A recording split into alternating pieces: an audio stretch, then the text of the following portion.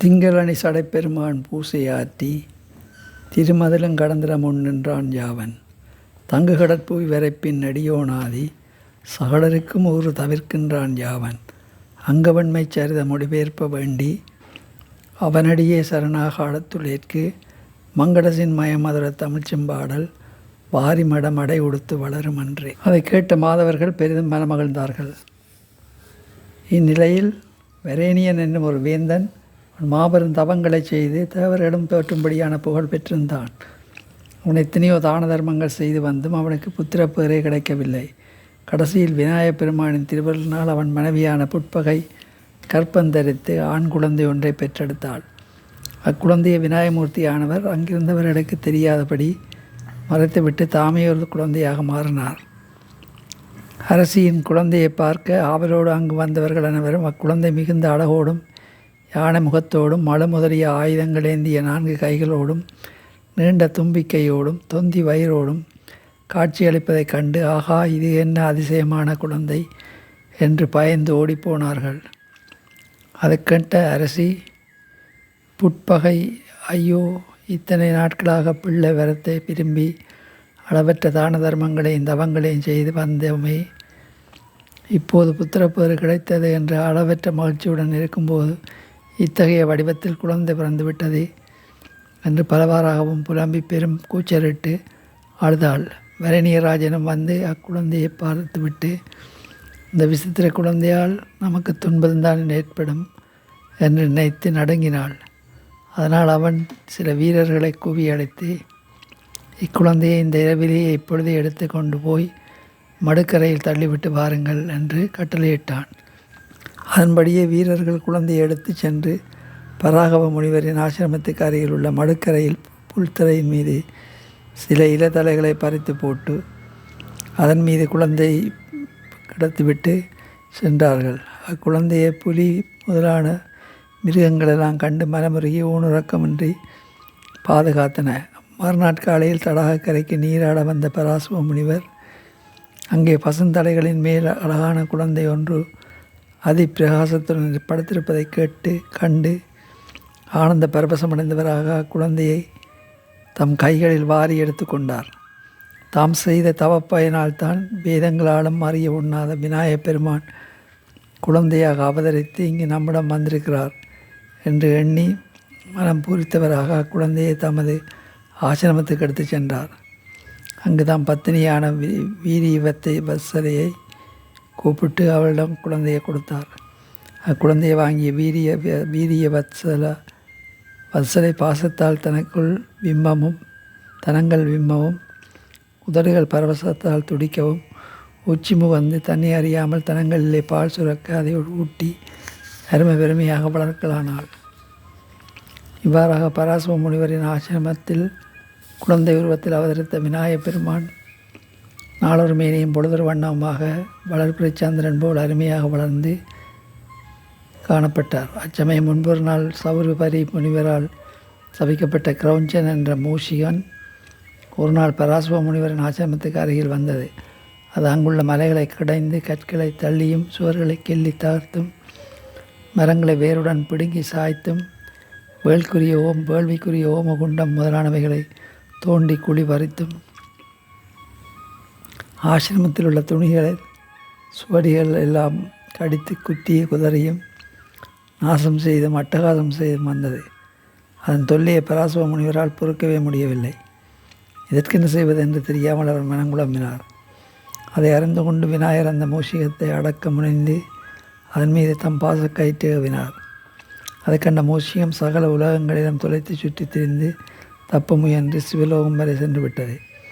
ஆனால் விநாயகர் ஏவிய பாசம் மூஷியம் சென்ற இடமெல்லாம் துரத்தி சென்று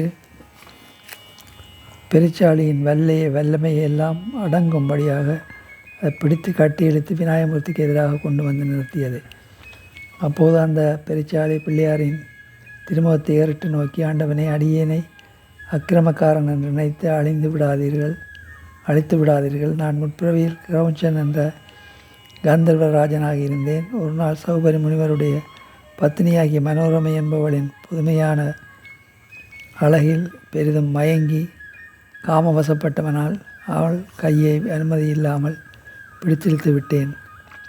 அதை முனிவர் அறிந்து என் மீது கோபம் கொண்டு என்னை மண் தோண்டும் மூசியமாக மாறும்படி சபித்து விட்டார். அதன் பிறகு நான் அவரை சரணடைந்து சாப விமோசனம் கேட்டேன். அதனால் மனமிறங்கிய முனிவர் என்னை தங்கள் வாகனமாக ஆக்கி கொள்ளும் காலம் வரும் என்று கூறினார். அதன்படியே நான் இப்போது தங்களை சரணடைந்திருக்கிறேன். என்னை காத்து ரட்சிக்க வேண்டும் என்று இறைஞ்சியது. மூஷியனே, உனது சரித்திரம் எனக்கு முன்பே தெரியும். அதனால் தான் இப்போது உன்னை கொல்லாமல் பிடித்து கட்டி கொண்டு வரும்படி என் பாசத்தை ஏவினேன். இனி நீ எதற்கும் கவலைப்பட வேண்டாம். இன்று முதல் நீ எனக்கு உன்னத வாகனமாக இருந்து வருவாய் என்று கூறி அருளினார். பிறகு சின்ன பிள்ளையார் அதன் முதுகில் ஏறி அமர்ந்து திக்குகள் அனைத்திற்கும் அதை ஓட்டி சென்று விளையாடிவிட்டு ஆசிரமத்துக்கு திரும்பினார். இவ்வாறாக விநாயகரின் மகத்தான சக்தியை கண்டறிந்த பராசுவ முனிவர் அவரை பார்த்து வணங்கி, மூஷிக வாகனரே, கொடுமையை உருவாக காலரூபி என்னும் விக்கினன் சகல உலகங்களுக்கும் யாக வேள்விகளையும் கலக்கி நடுநடுங்க செய்கின்றான். அவனை தாங்கள் சமாளித்து உலகிலேயே வேதாகமவினர்கள் வளர்ந்தோக்க செய்ய வேண்டும் என்றார். அச்சமயம் பிரம்மதேவரால் அனுப்பப்பட்ட இந்திராதி தேவர்களும் வசிஷ்ட மகரிஷிகளும் பராசப முனிவரின் ஆசிரமத்திற்கு வந்து சேர்ந்தனர். அவர்களை பராசப முனிவர் பேருவகையுடன் வரவேற்று உபசரித்தார். தேவர்களும் முனிவர்களும் அவரை பலவாறாகவும் புகழ்ந்து துதி செய்ய, முனிசிரேஷ்டரை தங்கள் பிள்ளையாராக அவதரித்திருக்கும் விநாயகமூர்த்தியை தரிசித்து போவதற்காகவே நாங்கள் இங்கு வந்துள்ளோம் என்று கூறினார்கள். அதே சமயம் பிள்ளையாரும் அவர்கள் முன்னால் பெருச்சாளி வாகனத்தில் வந்து காட்சியளித்தார். அவரை கண்டதும் தேவர்கள் வணங்கி துதித்து விக்கினால் தங்களுக்கு பெருகி வரும் துன்பங்களை எல்லாம் துடைத்தருளும்படி வேண்டிக் கொண்டார்கள். பிள்ளையார் கருணை கொண்டு தேவர்களே, இனி நீங்கள் எதற்கும் அஞ்ச வேண்டாம் என்று அபயம் கொடுத்தருளினார். பிறகு அவர்களே எல்லாம் தம்மை பப்புடை சூழ்ந்து வருமாறு கூறிவிட்டு மூஷிக வாகனத்தில் ஏறி அமர்ந்து விக்கினன் இருக்கும் இடத்தை அடைந்தார். அங்கு அவர் தம் கையில் ஏந்திருக்கும் அங்குசத்தை எடுத்து விக்கினங்களை செய்து வரும் வல்லமசாலியான இந்த விக்கினனை பிடித்து கொண்டு வா என்று ஏவினார். உடனே அங்குசம் சகல உலகங்களும் அதிரும்படியாக பாய்ந்து சென்று விக்கினனை வளைத்து இழுத்து கொண்டு வந்து பிள்ளையார் முன்னிலையில் தள்ளியது. விக்கினன் அதிபயங்கரமான தோற்றத்தோடு கடவாயில் கோர பற்களோடும் பிள்ளையாருக்கு எதிராக சேறி நின்றான். அவனை தமது பெருச்சாளி வாகனத்தின் மீது இருந்தபடியே பிள்ளையார் வெறுத்து பார்த்தார். பார்வையிலிருந்து அவர் சாமானியப்பட்டவர் அல்ல என்பதை விக்கினன் உணர்ந்து கொண்டு அவரை எப்படியாவது யுத்தம் செய்து வெல்ல வேண்டும் என்ற எண்ணம் கொண்டான். உடனே அவன் தன் உருவத்தை மறைத்து யுக முடிவில் ஜலப்பிரவாகமாக மாறி அந்த பெருவெள்ளத்தில் சகல உலகங்களும் மூழ்கி தத்தளிக்கும்படி சுழன்றோடினான். அதை கண்டு தேவர்களும் முனிவர்களும் பயந்து நடுங்கினார்கள். பிள்ளையார் புன்னகை செய்து அந்த ஜலப்பிரவாகத்தை எல்லாம் குடித்து விட முனைந்து ஒரு கையை நீட்டினார். அதை அருந்ததும் விக்கினன் அவரிடமிருந்து தப்பிக் கொள்வதற்காக தன்னுடைய ஜல உருவத்தை விடுத்து ஒரு பெரிய காக்கையாக மாறி ஒரு மரத்தின் மீது உட்கார்ந்தான். காகருவிலிருந்து அவன் பெரிய தன் சிறகுகளை விரித்து அடித்து யானையின் மதத்தகங்களை எல்லாம் பிளக்கும்படியாகவும் சூரியன், சந்திரன், சுவர்க்கலோகம் முதலானவை நடுங்கி அதிரும்படியாகவும் பெருப்புழக்கமிட்டு சகல புவனங்களும் செவிடாகும்படி செய்தன. அப்போது பிள்ளையார் தம் கையில் இருந்து தாமரை மலரை அவனை நோக்கி அறிந்தார். உடனே விக்கினன் தன் காக வடிவிலிருந்து உருமாறி பிள்ளைய காலத்தில் உண்டாகும் வடவாமுக்கினியைப் போல் வடிவமெடுத்து கொண்டு சகல உலகங்களும் சுடுசாம்பலாகி போகும்படி சுட்டரித்தான். பிள்ளையாரை மலை வடிவமாகி பலத்த மழையை பொழிந்து அந்த அக்கினியை அணைத்தார். உடனே விக்கிரன் பிரளய காலத்தில் உண்டாகும் சண்டமாரதம் மலையாக வடிவமெடுத்து சுழன்று அதி உக்கிரமாக அடித்தான். அப்போது பிள்ளையார் மிருகங்களை ஏவி அந்த மலையை உறிஞ்சி விடச் செய்தார். பிறகு தாமே பெரும் மலையாக வடிவமெடுத்து அச்சண்ட மாரதத்தை வீச ஒட்டாமல் தடுத்து நிறுத்தினான். உடனே விக்கிரனை ஆயிரக்கணக்கான வச்சிராயுதங்களின் வடிவம் கொண்டு அம்மலைகளை எல்லாம் சிறு சிறு கற்களாகும்படி எதிர்த்து யுத்தம் செய்தான். அப்போது பிள்ளையார் அம்மலை வடிவத்திலிருந்து ஒரு விசித்திரமான வேலாயுதத்தை உருவாக்கி விக்கிரனின் உயிரை வாங்கி வரும்படியாக ஏவினார். உடனே அந்த வேலாயுதம் 8 திசைகளிலும் ஒளி வீசி வாயு வேகத்துடன் விரைந்து சென்று வச்சிராயுதங்களைப் போல வடிவமெடுத்திருக்கும் விக்கிரனோடு மாபெரும் போராட்டங்களை நடத்தியது. அதற்கு மேல் வேலாயுதத்தை எதிர்த்து நிற்க முடியாத விக்கிரன் தன்னுடைய நிஜ வடிவம் கொண்டு விரைந்தோடி வந்து பிள்ளையாரின் திருவடிகளில் பணிந்தெழுந்தான். சகல புவனேஸ்வரனே, தங்களை சரணடைந்தேன். தாங்கள் விட்ட வேலாயுதம் என்னை அழித்து விடாமல் காப்பாற்ற வேண்டும் என்று அவன் கெஞ்சினான். அவன் மீது கருணை கொண்ட விநாயகரும் வேலாயுதம் அவனை அழித்து விடாதபடி செய்தார். அதற்கு மேல் பயந்தெளிந்த காலரூபி பிள்ளையாரின் அருகில் வந்து அவரை பலவாறாகவும் துதித்தான். ஓ கருணாநிதியே, நான் அறிவில்லாமல் செய்த அபராதத்தை மன்னித்தருள வேண்டும்.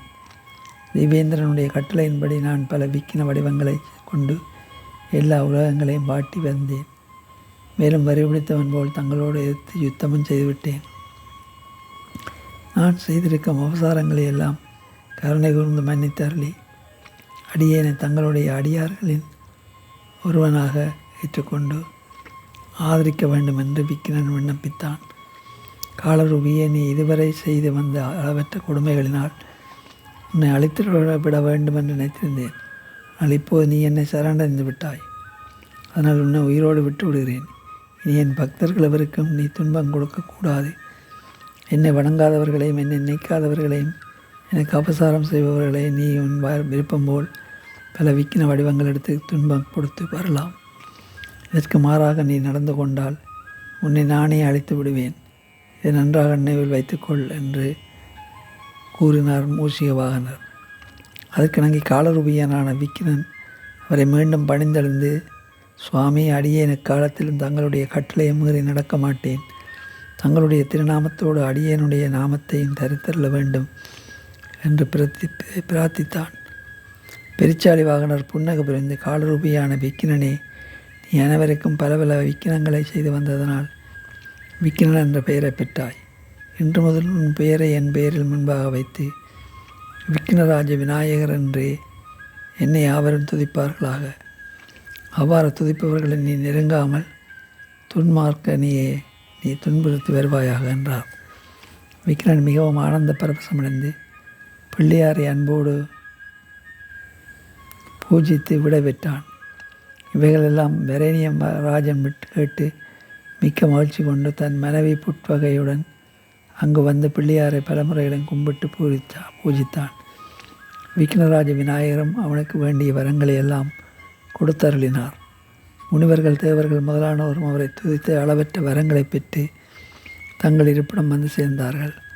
அதன் பிறகு விக்னராஜர் மீண்டும் பராசுவ முனிவருடைய ஆசிரமத்திற்கு வந்து அம்முனிவருக்கு சகல வரங்களையும் தந்தருளிவிட்டு தமிழகத்துக்கு சென்றார். திங்களனி சடப்பெருமான் பூசையாற்றி திருமதுரம் கடந்தனம் முன் நின்றான் யாவன். தங்கு கடற்புவி வரைப்பின் நடியோனாதி சகலருக்கும் ஊறு தவிர்க்கின்றான் யாவன். அங்கவன்மை சரித மொழிபெயர்ப்ப வேண்டி அவனடியே சரணாக அடுத்துள்ளேற்கு மங்களசின் மயமதுர தமிழ் செம்பாடல் வாரிமட மடையுடுத்து வளரும் அன்றே.